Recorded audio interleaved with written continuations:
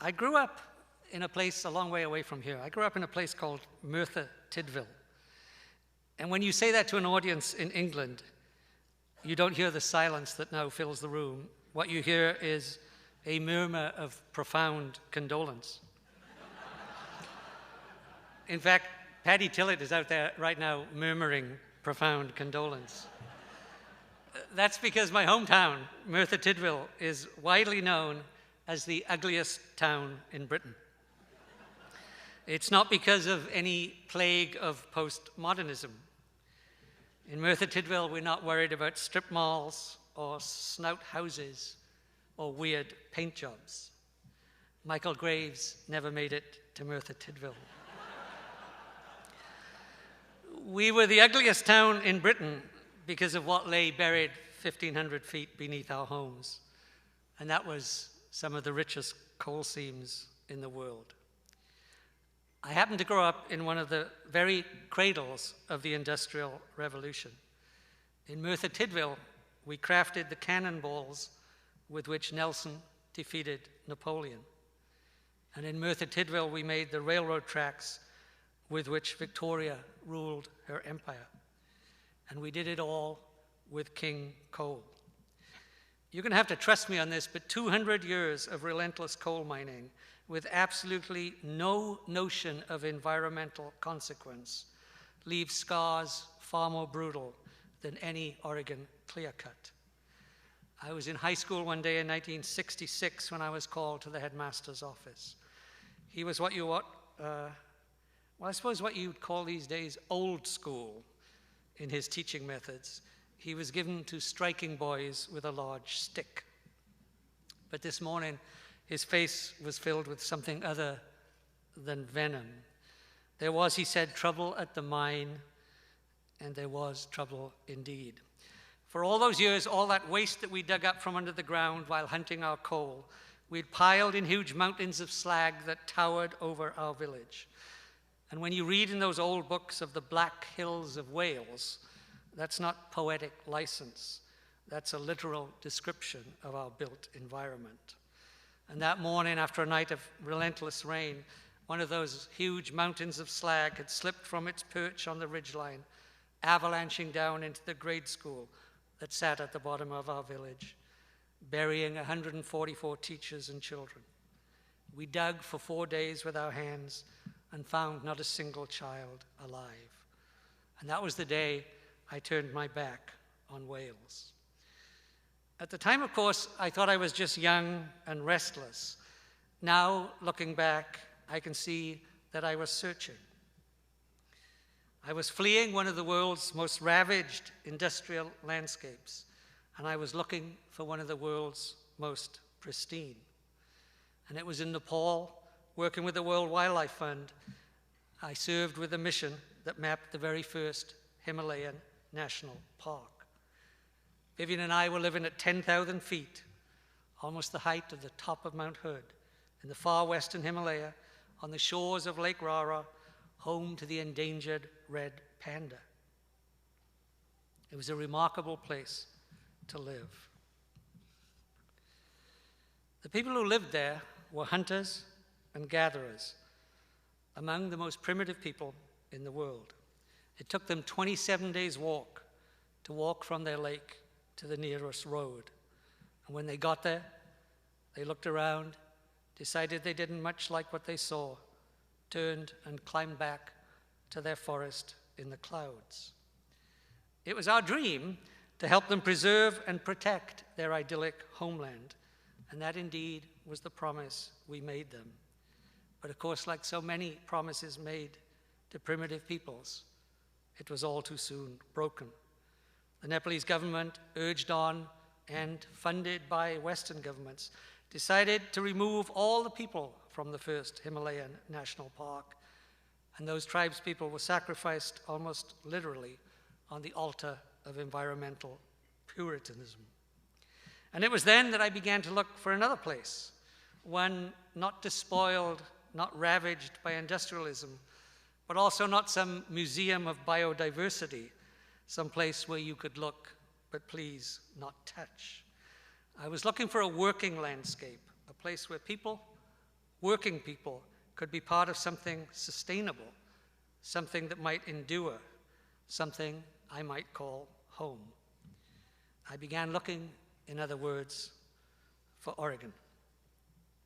From a Tibetan trader, I'd snagged a copy of Ken Kesey's great novel, Sometimes a Great Notion. It was the very first I ever heard about Oregon. Ken Kesey made Oregon sound like Camelot. Vivian and I decided we'd come take a look. I came up from California in 1978, driving a 1953 Jimmy, a 3/4-ton pickup with no power steering. It took forever, I remember, to get from Mendocino to McMinnville. I remember driving across Oregon that night, in the middle of the night, the glow of the wigwam burners, and everywhere that signature Oregon smell, fresh rain on burning slash. It was a different Oregon in 1978. We burned slash everywhere. I landed a job as a columnist with the Oregonian, and looking back now, it seems that I arrived in that newsroom just in time to witness the end of an age. There were ashtrays on every desk, whiskey bottles in many drawers. Editors went out for a couple of martinis at lunch. It was, in short, a very civilized place. I sometimes find myself pondering for a moment how far we have all fallen. Nowadays, not even architects drink at lunch. And as the new kid in the newsroom, I rushed at the opportunity to get out of the office and to roam the state. I'd grown up in Wales on Hollywood images of the American West, on Hopalong Cassidy and on Cisco Kid.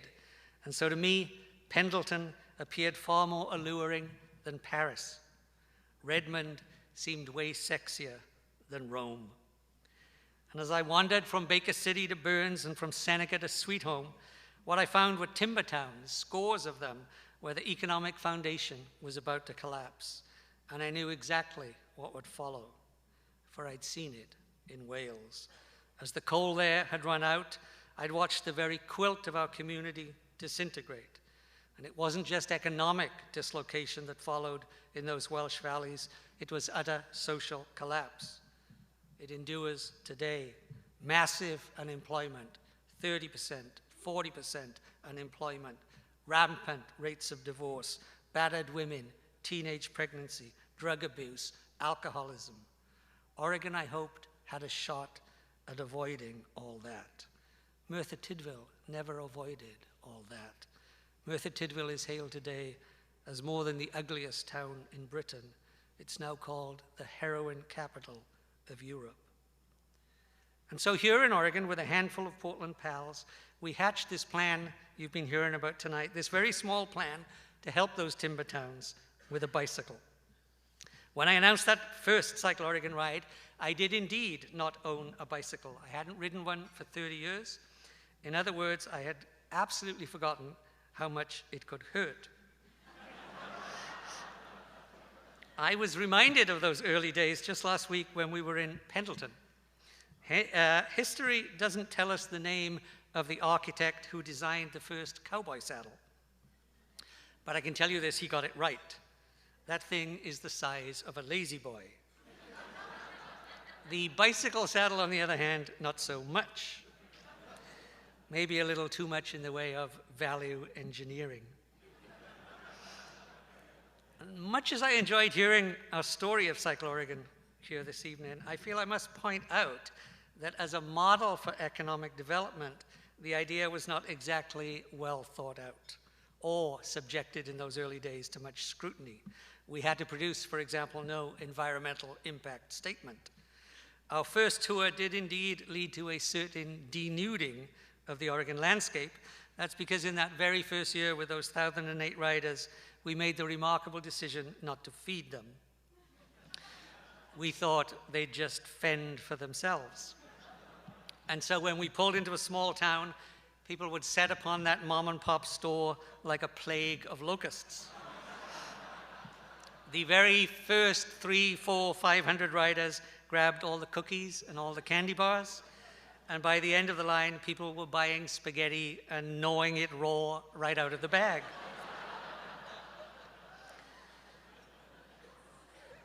Well, easy for you to laugh.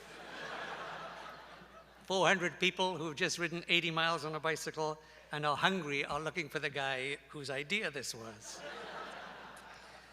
Cycle Oregon for me never really was about the biking, though. It was about trying to lend a hand. It was about trying to lend a hand to people who had virtually no access to capital. And access to capital, of course, is what change is all about. So Cycle Oregon for me was really about just taking some people from Beaverton and having them buy some beer in Burns. And in building that bicycle bridge from urban to rural, we hoped we might give some of the communities of rural Oregon a chance to thrive. All these years later, Cycle Oregon remains a personal challenge and a glorious adventure for so many. The ride is indeed part scenic tour, part test of will, part chance to help preserve and protect all that still is special out here where our West is still wild. And part of the attraction, of course, remains the spectacular place that is our Oregon. In 7 days and across 500 miles, you can encounter in Oregon an astonishing diversity of terrain. You can't do that in, say, Oklahoma. Think of it, 7 days in Oregon on a bicycle, from the high Wallowas to the roaring Pacific. The majesty of Steens Mountain, the sagebrush sea that is Harney County, Pendleton, where we just rode, with all those amber waves of wheat. And what we're doing, of course, on Cycle Oregon is simply telling, sharing the Oregon story. Ancient forests, Cascade lakes, valleys so fertile, said the pioneers, even the fence posts bear fruit. But that's just part of the allure. For on Cycle Oregon, the attraction is much more than Oregon. The attraction really is Oregonians.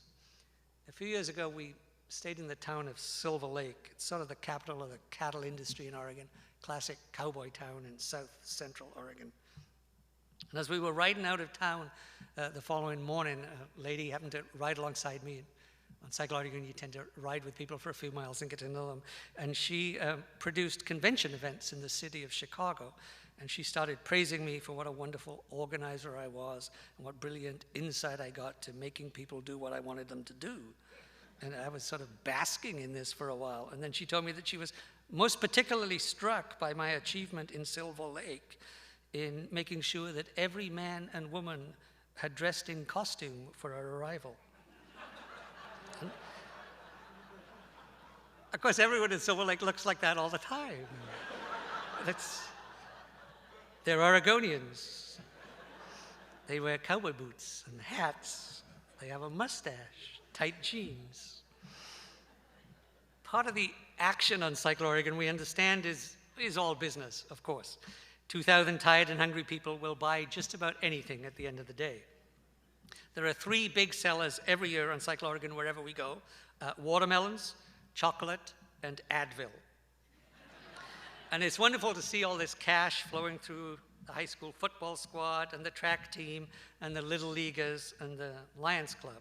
And sometimes, you know, that's really planned months in advance. We work with the local authorities there and set that up. And sometimes it's completely serendipitous. The year that we visited the town of Monument, it was 105 degrees. We'd ridden, I think, 103 miles to get there. And when you pull into Monument, you're on, I think it's the North Fork of the John Day right there, and there's a perfect little swimming hole right by the bridge at the edge of town. And the 3rd graders from Monument School sort of figured out as we were coming into town that it really was 103 degrees, and so they got some construction tape and they put it around the swimming hole and they painted a sign, Private River.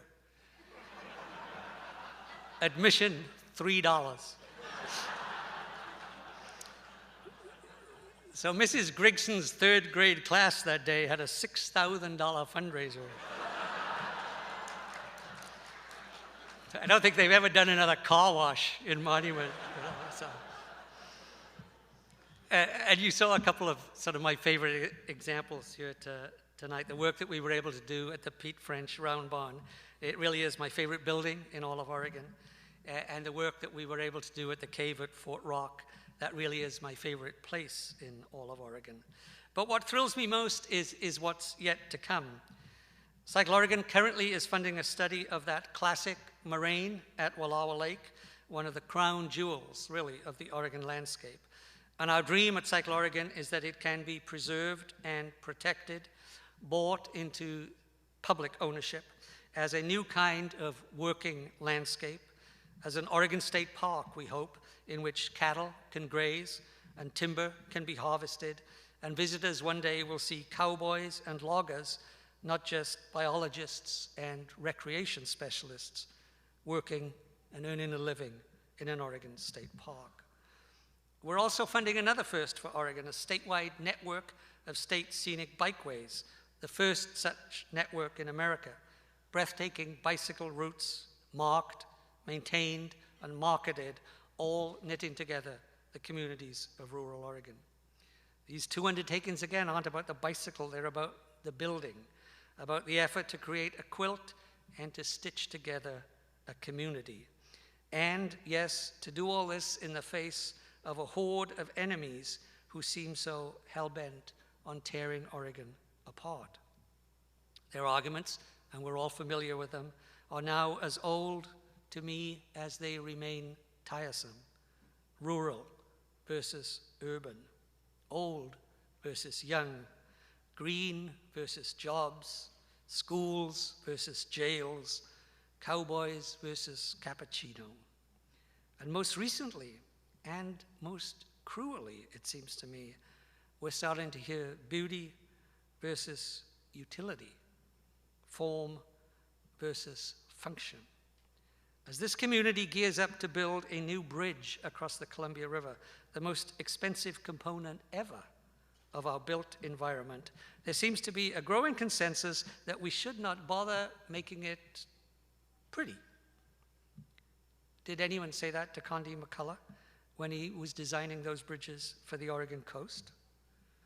Did anyone say that to Sam Hill when he built the Columbia River Highway, the one they called the most beautiful road in the world, when he built it by hand with shovels and mules? Or when Doyle designed our central library, did anyone tell him, you know, we don't really need a grand staircase. Why don't we just have a regular staircase? The answer, of course, is because having ascended a grand staircase, you tend to feel different about the books you meet up there. That's the magic of form. It doesn't just change the way we see, it changes the way we feel. I like to think I might one day feel more fondly about Vancouver.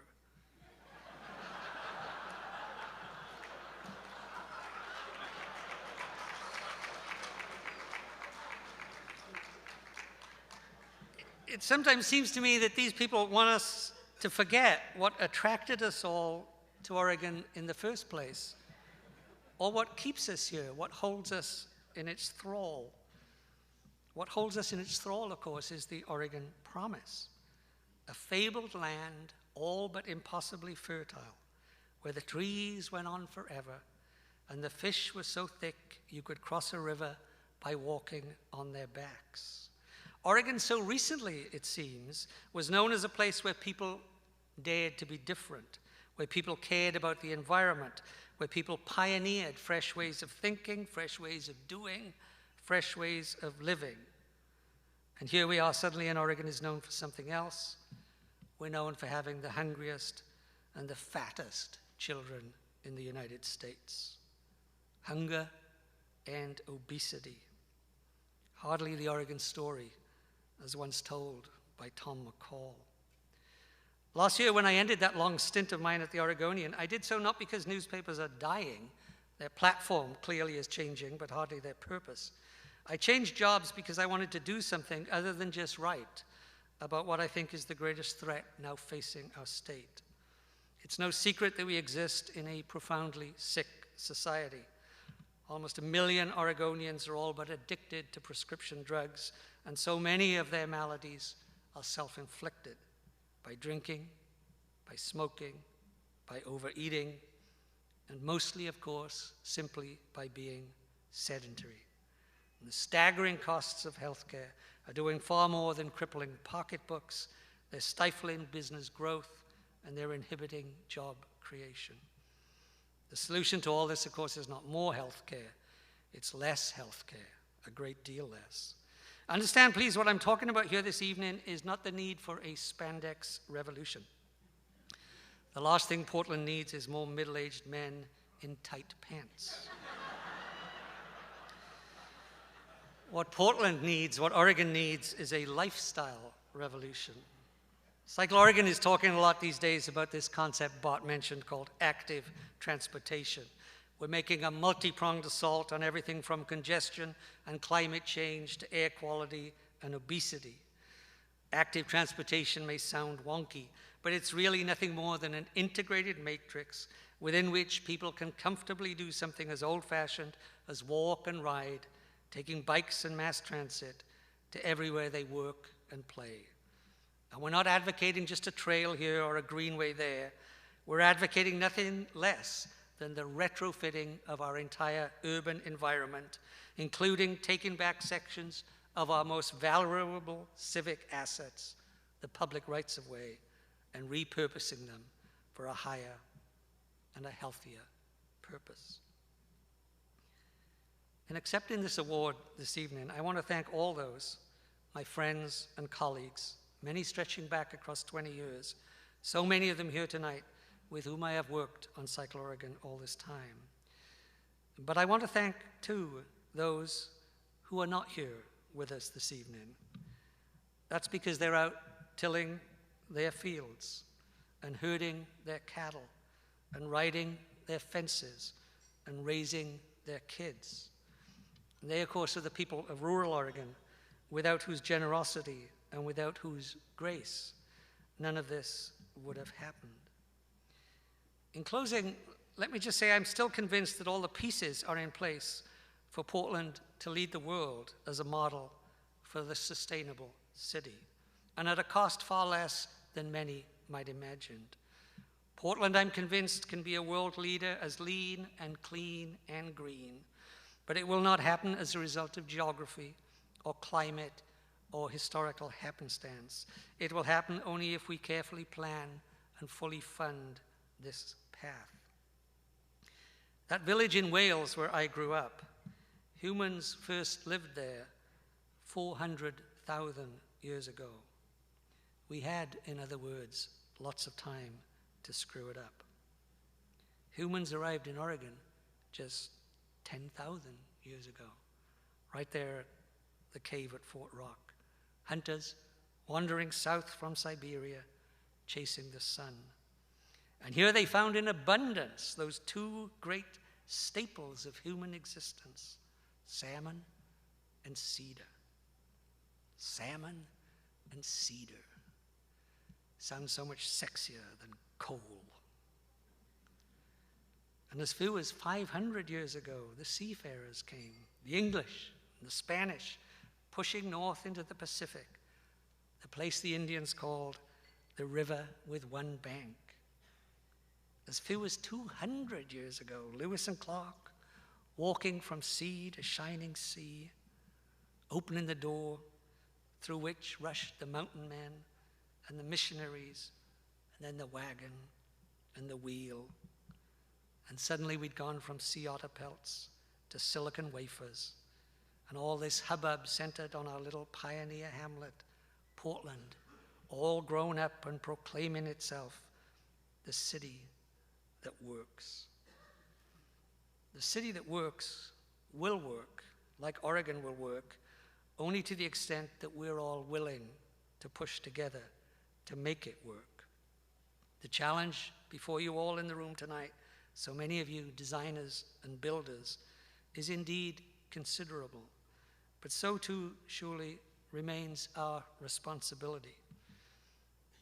For it falls now not to others, it falls now to us to honor this truly remarkable corner of our planet, to craft at last a city worthy of its surroundings, to nurture our neighbors, and to nourish these places we get to share and call home. Thank you.